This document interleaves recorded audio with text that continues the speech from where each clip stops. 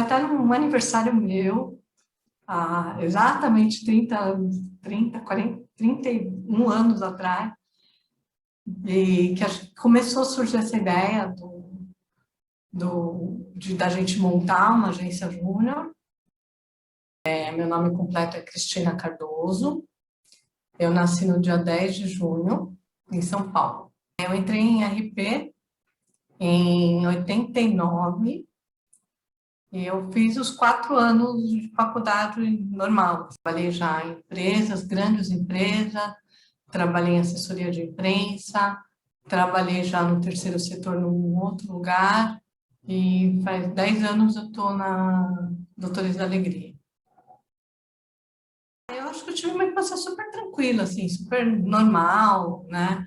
Aquelas coisas de colégio, né? Estudei na mesma escola desde os 2 anos e meio até os 14 anos, que é o final do ensino fundamental, né? Hoje que se fala. Eu competia, fiz natação também, competia, né? Então, teve uma época da minha vida que eu competia não profissionalmente, amadora, mas eu tinha 13 anos, 14, né? Então, me colocaram numa outra escola de natação, que era uma escola também especialista em competir, assim, né? Então, eles participavam muito de várias competições, e aí eu comecei a participar dessas competições. Então, tinha campeonato municipal, tinha campeonato estadual, na época tinha um campeonato da Jovem Pan também, que era interestadual.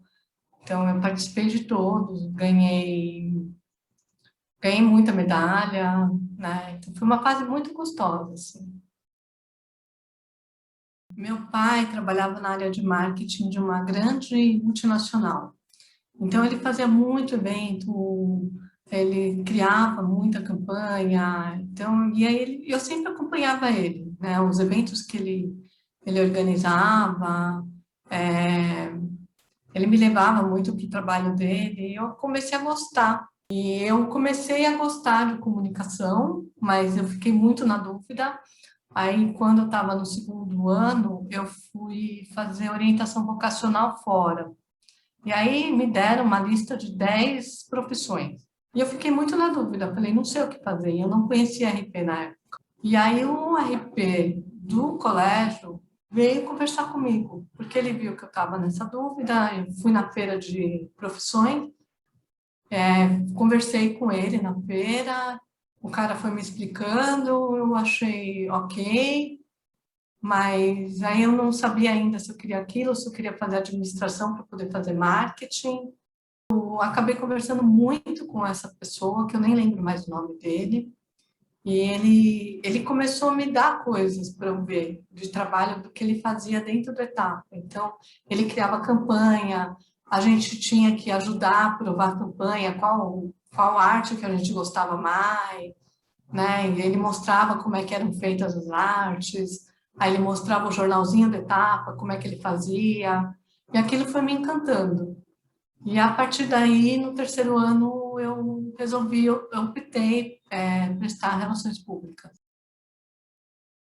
Mas a entrada na ECA foi um choque, porque para quem vem de um colégio particular, como eu vim, que era um colégio muito forte em exatas, então eu sofri muito, muito, muito, muito, porque a minha cabeça foi formada para pensar muito objetivamente, de uma forma muito racional, lógica, muito matemática.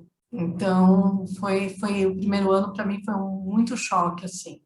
Eu fui, acho que de uma das últimas turmas que teve o básico primeiro, que era o primeiro e segundo ano básico, e aí só no terceiro ano que eu fui ter contato com relações públicas mesmo. Então, depois desse choque, eu até tentei mudar de área, prestar economia, porque eu falei, não, o meu lugar não é aqui. Graças a Deus não passei. Aí o segundo ano foi melhor, e a turma que eu peguei da ECA, a turma de RP não era uma turma muito ligada, assim, né? Tinha pequenas panelas, eram 15 pessoas, mas pequenas panelas, assim, então panela de 2, 3. Então, a gente não tinha muita ligação. Mas eu acabei ficando muito amiga do pessoal de publicidade, mas muito, assim, né? Até hoje a gente se fala. Um dos meus melhores amigos fez PP, até hoje a gente se fala todo dia, quase. Então, amigos que a ECA trouxe que foram para a vida, assim, né? Então, a gente tinha alguns professores que eles eram muito embasados teoricamente, mas não tinham essa ligação com o mercado. E para a gente isso começou a pegar pesado, né? Porque aí ele foi vendo, lá no primeiro ano da GB, um monte de gente já fazendo estágio, indo para o mercado, e a gente não tinha contato. E aí o que aconteceu foi que a gente começou a estudar. Ele viu que na GB estavam criando uma agência júnior, a gente viu que na FEA também estavam criando essa mesma uma agência júnior para a FEA, enfim, a Poli já tinha uma, a gente começou a pesquisar. Foi até num aniversário meu, há exatamente 30 anos, 30, 40, 31 anos atrás, e que começou a surgir essa ideia da gente montar uma agência júnior. A gente estava no segundo ano da faculdade e a gente começou a pesquisar, correu atrás de professores, correu atrás de funcionários, correu atrás também dessas outras agências júniores. E aí a gente começou a criar esse embrião que foi a ECA Júnior. E aí, para a gente começar a movimentar a agência, a gente criou uma série de palestras chamada Café Acadêmico, que eu não sei se vocês conhecem, se ainda existe, está de pé, enfim. E o Café Acadêmico a gente começou com José Marques de Mello, né? E hoje o que é essas entrevistas meio mais escrachadas, tipo do Porchat, da Tata Werneck, né, que tem uma pessoa sentada e a outra conversando, com um cafezinho, tudo.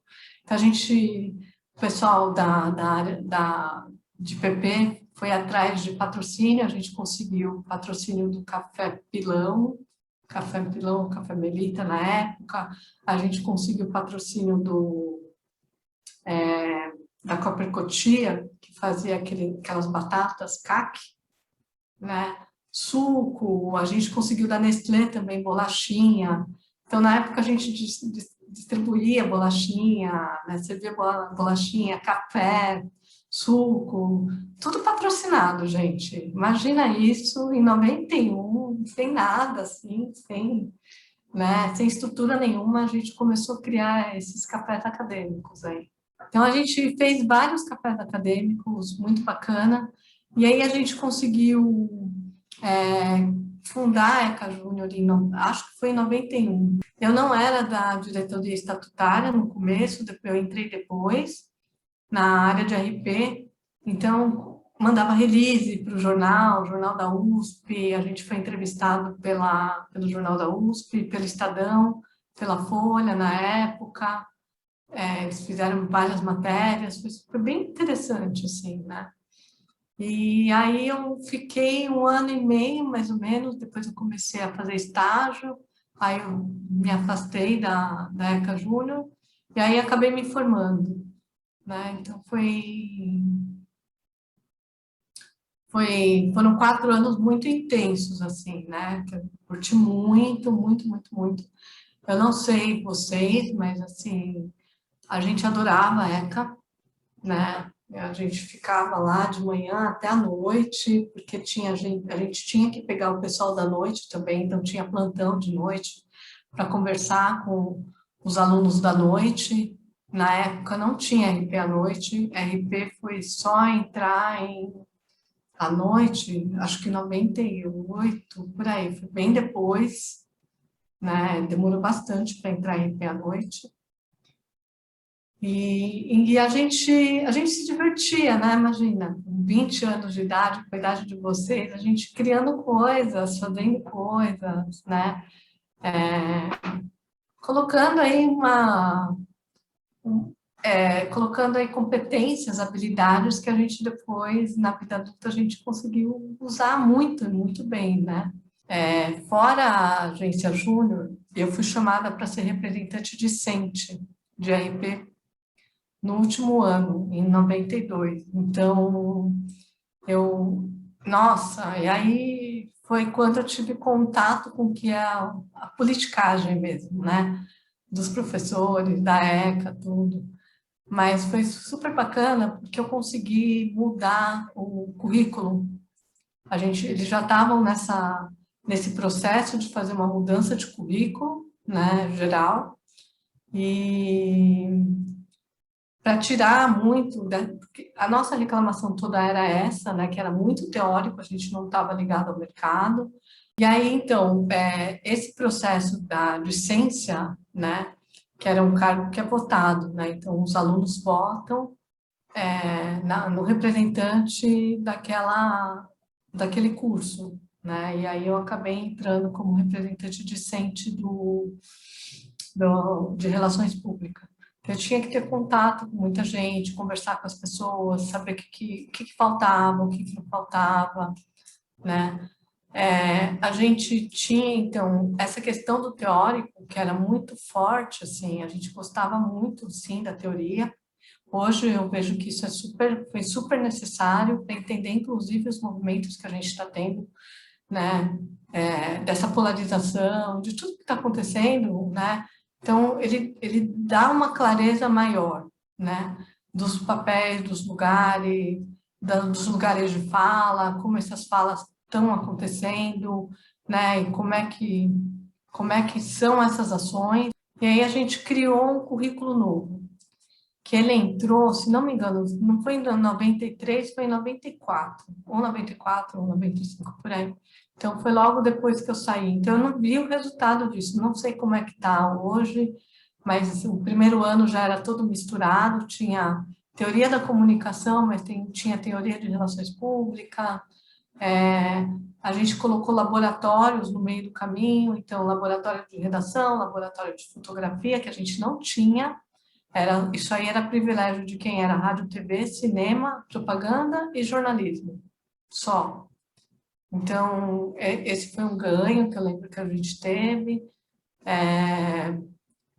Vídeos, né? Era muito difícil. A gente era da época que fazer uma edição de vídeo era num botãozinho, assim, cortar fita, e era um botãozinho, assim, era uma coisa inacreditável. Hoje, meu filho de 15 anos faz isso com uma facilidade incrível, assim, né? Ele vai lá no CapCut, Shortcut, não sei o quê, pá, pá, pum, TikTok e já foi, né?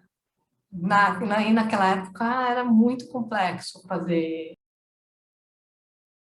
Então, eu comecei trabalhando, na verdade, na empresa do meu pai, que precisava de comunicação interna. Eu fiquei um tempo lá e aí aí eu queria passar por outras áreas, né, da comunicação, para ter uma formação completa, né? E aí eu fui trabalhar numa assessoria de imprensa. E aí dentro de uma empresa, né? E aí comecei a carreira mesmo, né? E eu já passei por tudo, já passei por comunicação interna, relações externas, assessoria de imprensa, responsabilidade social, já fui head de América Latina, né, em comunicação e responsabilidade social. Então, hoje eu mudei de área, assim, né, faz 10 anos já. Totalmente diferente. Doutores é uma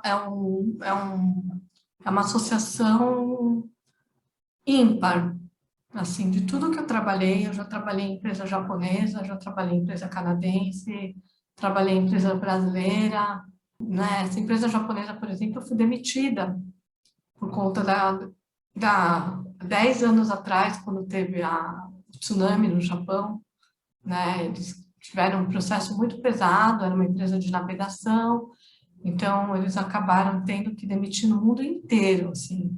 Então fui eu e um cara dos Estados Unidos comigo, foram várias pessoas, assim, no Brasil também demitiram muita gente, mas é isso, né? Uma hora você é boa, outra hora tá tudo certo, obrigada pelo trabalho, tudo bem, né? Então, faz parte dessa dinâmica de mercado, né? Hoje a gente sabe que isso está mudando, né? Os processos estão começando a se humanizar cada vez mais. E aí, quando eu saí dessa empresa japonesa, eu vi que eu não queria mais trabalhar com empresa. Eu fiquei doente lá, fiquei muito doente, tive pneumonia, tive várias coisas, que não dava, era muito difícil chegar nesse lugar e, sabe, encontrar com pessoas que não acreditam no trabalho, ou que fazem da comunicação um lugar qualquer. Assim, hoje, a área de comunicação é uma das essenciais, né? Na pandemia foi a que mais apareceu aí, a que mais realmente dobrou, triplicou de trabalho, né? Aconteceu isso comigo no doutor. Tudo que eu aprendi de comunicação interna, de instrumento, de ferramenta, eu joguei no lixo. Doutores foi outro lugar, é o lugar da conversa, é o lugar do olho no olho, é o lugar do WhatsApp, das conversas no WhatsApp, é um lugar que a gente chama todo mundo para o Zoom e vem, bate bola, explica e apresenta o que vai acontecer, pede ajuda. Esse outro lugar de trabalhar com artista é muito difícil, né? Eles subvertem a lógica. Imagina trabalhar com palhaço. Palhaço, a função dele primordial é subverter a lógica tradicional, a lógica vigente. Então, o que está acontecendo aqui? Ele tem que quebrar aquilo e criar outras coisas. Então, você imagina colocar um planejamento de comunicação com palhaço. Não funcionava, não funcionava, era muito difícil. Então, o tempo inteiro, o improviso fez muito parte do meu dia a dia, mas ainda a gente depende muito, por exemplo, doutores, ele tem um processo de captação de recursos, 70% vem de lei de incentivo federal. E a gente está com o nosso dinheiro preso na lei de incentivo. Então, a gente não está conseguindo liberar dinheiro. Então, a gente está no processo de olhar para a organização e não saber se todo mundo vai ficar até o final de julho, por exemplo. Então, a gente está nesse lugar agora. Então, a gente criou uma campanha em uma semana.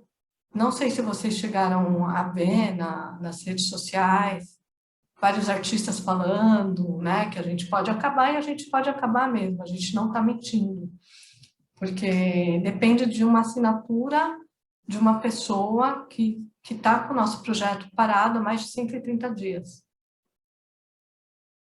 Essa é uma pergunta difícil de responder, né? Mas com a pandemia a gente foi obrigado a olhar o dia a dia. O lugar que eu ficava, que era um escritório separado, ele foi desativado por conta da pandemia, para a gente economizar dinheiro. Então eu estou trabalhando, aqui é meu escritório hoje, né? Também num quarto, estou sozinha, não tem ninguém. Então, a gente ficou totalmente virtual, né? Doutores inteiro ficou totalmente virtual. E aí, como transpor essa barreira, né, do que era totalmente presencial por um totalmente online? Esse foi o nosso desafio do ano passado com a pandemia, né? Foi um desafio gigante, porque de uma hora para outra, a área de comunicação sempre foi uma área meio, né?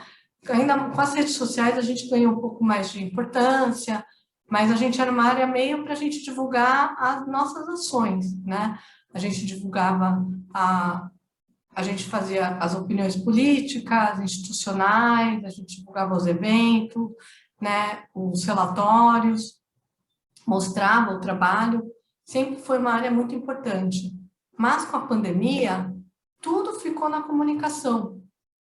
Inclusive o trabalho dos palhaços. Por quê? Eles não conseguiam ir para os hospitais não deixaram eles entrarem mais, óbvio, né? Começamos. Então, a gente teve que criar uma campanha de crise no meio do caminho. Foi um processo de crise violento, né? Que pegou o mundo inteiro. E aí a gente pensou, como a gente chega rápido nas pessoas, nos hospitais, de uma forma, né, virtual. E aí foi que quando a gente começou a criar os vídeos, a gente criou uma campanha chamada Delivery Besteirológico, que os palhaços criavam vídeos para mandar para os hospitais. Como a gente, no começo da pandemia, ninguém queria saber da gente, então a gente começou a jogar nas redes sociais. Então, a comunicação, o trabalho ficou principal, né? Então, todo o trabalho da organização ficou na mão da gente lá, da comunicação. Fez assim, pá, caiu no colo. E foi muito desafiante, assim, foi muito desafiadora criar toda essa campanha, criar todos os processos para a gente poder chegar em um lugar de criar, dos artistas criarem esses vídeos, a gente ter um comitê que aprovava os vídeos, né? Era um comitê curador, que vídeo que ia, que vídeo que não ia, o que tinha que refazer, o que não tinha que refazer, né? Editar os vídeos, jogar nas redes sociais, criar outros conteúdos, porque aí outros projetos que a gente tinha ficaram parados, então a gente precisava criar conteúdos também para não parar esses projetos. E aí a gente começou a ter desdobramentos desse delivery besteirológico com os vídeos. Então a gente começou a ter lives, por exemplo, a gente criou lives ao vivo, mas assim, a gente criou eventos ao vivo, né? Virtuais, então conta causa virtual, entrevista besteirológica, consultório besteirológico, os palhaços interagiam com as pessoas por meio das redes sociais, a gente começou a crescer nossa base de YouTube, a nossa base do Instagram cresceu também, o Facebook continua igual, é 2,5 milhões, não muda e vai continuar sempre esse número. Mas a gente dobrou a base do YouTube, a gente criou tanto conteúdo, tanto material, e aí os palhaços compraram muito, então a gente foi criando muita coisa no meio do caminho. Conseguimos criar um grupo de WhatsApp para os profissionais de saúde, então a gente jogava tudo lá, mandava tudo para eles, e tinha 130 profissionais de saúde, e aí eles espalhavam para as crianças, enfim, até a gente conseguir criar um outro processo de fazer as intervenções por tablet, do jeito que a gente está aqui agora. Então, a gente conseguiu parceria com 2 empresas, compramos esses tablets, levamos para os hospitais, e aí os próprios profissionais de saúde pegavam esses tablets e levavam nos quartos das crianças, nas camas, nos leitos, e conversavam com as crianças e os palhaços ali dentro, assim, que nem a gente está agora. Assim. Então, esse processo todo, a gente alcançou 13 milhões de pessoas nas redes sociais, os vídeos foram visualizados por mais de 8,5 milhões de pessoas. É esse olhar do dia a dia, assim, né? Ver o que está acontecendo e a partir daí criar as melhores oportunidades, né? A gente espera conseguir voltar no presencial, até porque o presencial realmente ele faz toda a diferença, né? A gente viu que o virtual funciona muito bem, porque as crianças super interagem, brincam muito, mas falta o calor humano, né?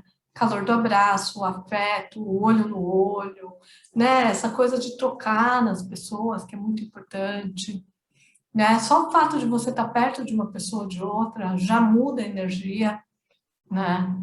Então, esse lugar a gente não pode perder, né? Esse lugar do afeto, esse lugar do encontro presencial, do olho no olho, né? Da escuta, que por mais que aqui aconteça, e aconteça bem, a gente sabe que transforma, mas que ele possa continuar acontecendo da forma que é natural, vamos dizer assim, né? A gente está num estado agora não natural, né, da pandemia. E é isso, né? É esperar que todo mundo consiga ser vacinado, a gente ter essa imunização de rebanho, né? Os palhaços, por exemplo, não querem voltar para os hospitais enquanto não forem vacinados, e a gente super entende e não tem nem como forçar, né? Agora, para a comunicação fica aí o desafio, né?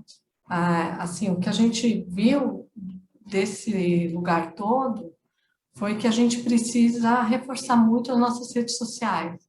Então, é isso, a gente agora tem esse desafio de estruturar a área de comunicação, voltar ela muito mais para o tecnológico, mas não perder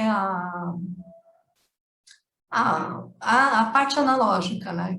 Que é, por exemplo, eu sou muito ligada a isso também. Um recado, olha, eu fico pensando muito no que eu fiz até hoje, né, dentro da ECA e hoje na minha profissão. Eu acho que a gente eu não tinha um sonho, né, de trabalhar, por exemplo, na comunicação, mas a gente precisa criar esses sonhos, né, criar esse lugar, saber visualizar para onde a gente quer chegar, né, que lugar que é esse que a gente quer estar, não de lugar de trabalho, mas como pessoa, né, e então a época da faculdade é uma das melhores épocas da nossa vida, a gente tem que aproveitar muito, muito, muito, muito, muito cada momento que a gente tem, né? Eu não posso reclamar porque eu aproveitei, eu ia para o CPU USP, só não ia no CA, mas o resto eu ia nas festas, eu ia nas baladas das outras faculdades. Então eu fiz matéria na Fé.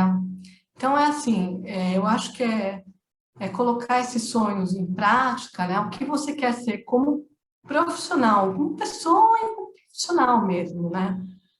Não pensar assim, porque na minha época a pergunta era o que você quer ser, onde você quer estar daqui a 5 anos? Eu quero estar numa grande multinacional, trabalhando para pipipopopó. Hoje a gente não tem mais isso, gente. O futuro, né? A gente está vendo com a pandemia, o futuro é totalmente incerto.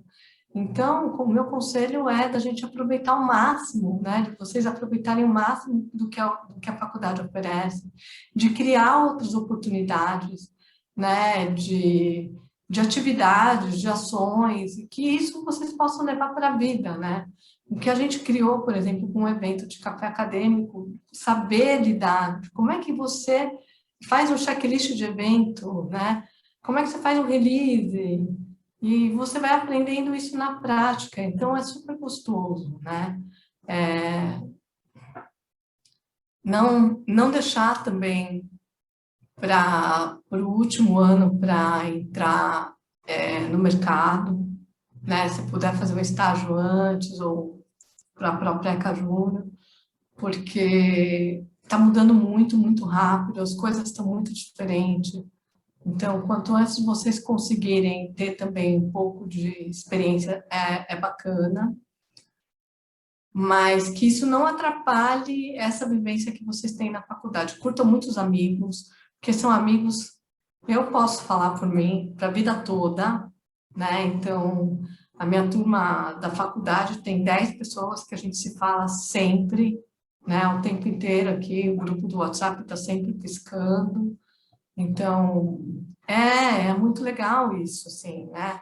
Então, são amizades que são para a vida, que são pessoas que a gente escolhe e que vão ajudar a gente para muita coisa, assim, né? E que a gente também vai ajudar, né? Uma via de mão dupla. Aproveitar bastante as aulas, né? Às vezes a gente fica cansado, né? Enche o saco, né? Que nem a gente tinha essas aulas aí que a gente falava, poxa, o professor não sabe, a professora não sabe, mas de alguma forma a gente acaba aprendendo também, né? Acho que é isso.